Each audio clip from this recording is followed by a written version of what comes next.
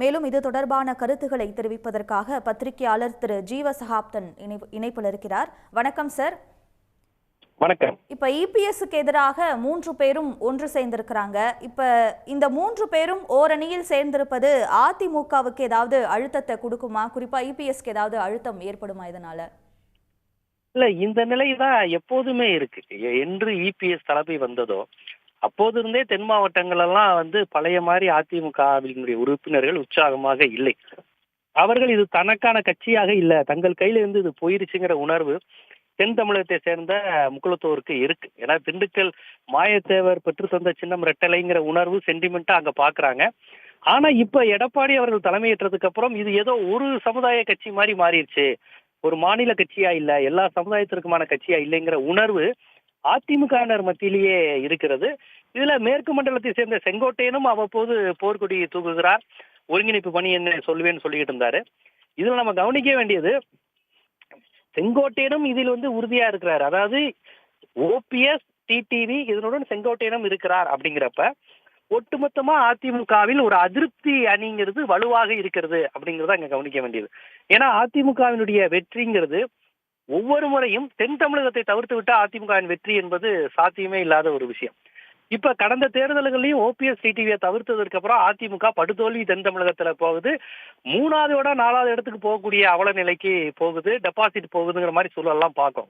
அப்ப தென் தமிழகத்தில் அதிமுகவின் வாக்கு வங்கியே கணிசமாக எடப்பாடி அதிருப்தியாளர்கள் ஓபிஎஸ் டிடிவி ஒன்னு சேரும் போது அவங்களால அந்த ஓட்டுகளை வாங்க முடியுது. இப்ப செங்கோட்டையன் போன்றவர்கள் இதையெல்லாம் யோசிச்சு அதிமுகவில் உள்ள அதிருப்தியாளர்கள் எல்லாரையும் ஒன்றிணைக்கக்கூடிய வேலையை செஞ்சிருக்கிறாங்க.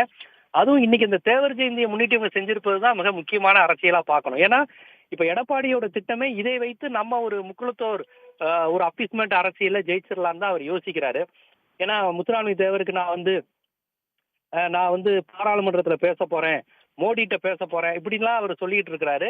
பட் இந்த மாதிரியான அப்பீஸ்மெண்ட் பாலிடிக்ஸ் எல்லாம் அங்க அதிருப்தியில இருக்கக்கூடிய அதிமுகவில் இருக்கக்கூடிய முக்குளத்தோர்களை திருப்திப்படுத்துமா அப்படிங்கிறது பாத்தீங்கன்னா அது ஒரு சந்தேகமான விஷயமா தான் இருக்கு. ஏன்னா கடந்த மக்களவை தேர்தல்ல அவர்களுடைய சின்னமான ரெட்டலைய தோக்கடிச்சு பலாப்பழம் இது மாதிரியான சின்னங்கள் வெற்றி பெறுவதுங்கிறது மிகப்பெரிய விஷயம். அதைத்தான் அதிமுகவினர் கவனிக்கிறாங்க. இப்ப கடந்த மக்களவை தேர்தல்ல ஓபிஎஸ் இந்த அளவுக்கு ஓட்டு வாங்கல, டிடிவி இந்த அளவுக்கு ஓட்டு வாங்கல, ரெட்டலையை விட அவங்க குறைச்சுதான் வாங்கிட்டு இருக்காங்க அப்படின்னு தெரிஞ்சிருந்தா கூட இபிஎஸ் தைரியமா இருப்பாரு. ஆனா இந்த முறை ஃபுல்லா உங்களுக்கு கடைமடை பகுதி தஞ்சாவூர், கும்பகோணம், நாகப்பட்டினம் அந்த தொடங்கி திருநெல்வேலி வரையும் அதிமுக தன்னுடைய பழைய வாக்கு வங்கியை இழக்குது. புதுக்கோட்டை, மதுரை, திருநெல்வேலி எல்லா பகுதியிலும் அதனுடைய பழைய ஸ்ட்ரென்த் அது இழக்குதுங்கிறத கடந்த மக்களவை காமிச்சிருச்சு. இருந்தாலும் எடப்பாடி யாரையும் நான் சேர்த்துக்க மாட்டேங்கிறதுல அவர் உறுதியா இருக்கிறதுனால இப்ப இவர்கள் இந்த முயற்சியை துணிச்சலா எடுத்திருக்கிறாங்க.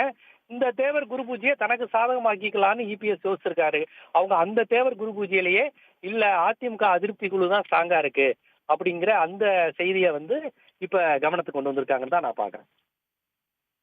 கருத்துகளுக்கு நன்றி திரு ஜீவ சகாப்தன். உடனுக்குடன் செய்திகளை தெரிந்து கொள்ள சன் நியூஸ் பெல் ஐகானை கிளிக் பண்ணுங்க.